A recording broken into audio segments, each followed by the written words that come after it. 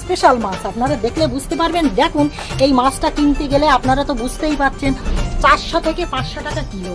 নমস্কার বন্ধুরা, আপনারা কেমন আছেন? শুভ সকাল।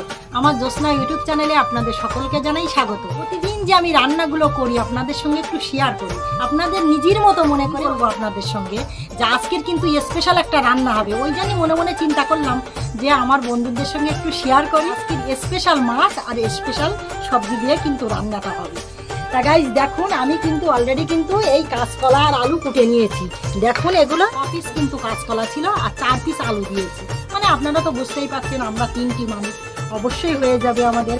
আর এই আলুগুলো এনেছি গাইজ, এগুলো এখনো কাটিনি অবশ্য। এই আলুগুলো এনেছি, খোকা একটু আলু ভাজা খেতে পছন্দ করে, ওই জন্য কিন্তু আলুগুলো ভাজা করব, পেঁয়াজ দিয়ে রসুন দিয়ে একটু ভাজা করবো আলু। সবজি নেই গাইজ, আপনারা তো বুঝতেই পারছেন যতক্ষণ কিনবো হাটের থেকে নিয়ে আসবে আমার খোকার বাবা তত সময় কিন্তু রান্নাটা হয়।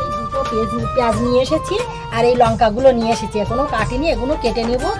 আর এইগুলো কিন্তু বাদ বাকি যে আমি এইটা কেটেছি, হ্যাঁ, যে অবশিষ্ট যে অঙ্কটা সেটা কিন্তু এই রেখে দিয়েছি। কেননা আপনারা তো বুঝতেই পারছেন আমার সোনামাদের সকালবেলা ভাতটা রান্না করেছি গাইজ। দেখুন এই ফ্যানগুলো রেখে দিয়েছি, এগুলো কিন্তু আমি সোনামার দেবো বলে রেখে দিয়েছি। আপনাদের মানে বিশাল রান্নার জিনিসটা কিন্তু আপনাদের সামনে এখনো দেখাই। তা দেখুন গাইজ, এই মাছটা কিন্তু ধরে নিয়ে এসেছে আমার খোকার বাবা।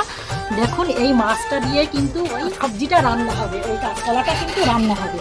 তো দেখুন গাইস, মাছগুলো দেখুন একদম মানে স্পেশাল মাছ, আপনারা দেখলে বুঝতে পারবেন। দেখুন এই মাছটা কিনতে গেলে আপনারা তো বুঝতেই পারছেন 400 থেকে 500 টাকা কিলো। ওই মাছটা আপনারা সবাই জানেন, ওই মাছটার দাম 400 থেকে 500 টাকা কিলো বাজার। তার বাবা কিন্তু একজন পুকুর আছে, সেই মিটন পুকুর থেকে কিন্তু ভালো পুকুর থেকে ওই মাছটা ধরেছে একদম খাবার জন্য, স্পেশাল মাছ।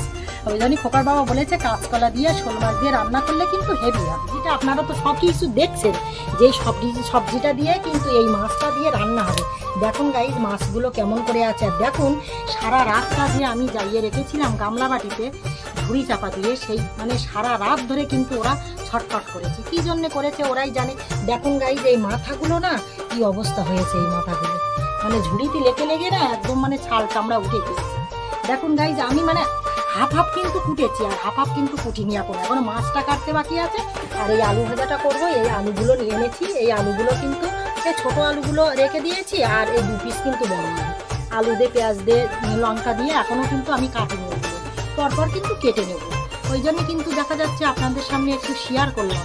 মানে কাটতে কাটতে মনে হলো যে সত্যি গাই যে আপনাদের সঙ্গে প্রতিদিন যে শেয়ারটা করি, আজকের যে আমি শেয়ারটা করছি না এইটাই আমার খুবই খারাপ লাগছে। ওই জন্য কিন্তু আমি খোকাকে বলছি যে খোকা দেখো আমি একটু আমার বন্ধুদের সঙ্গে বান্ধবীদের সঙ্গে একটু শেয়ার করি।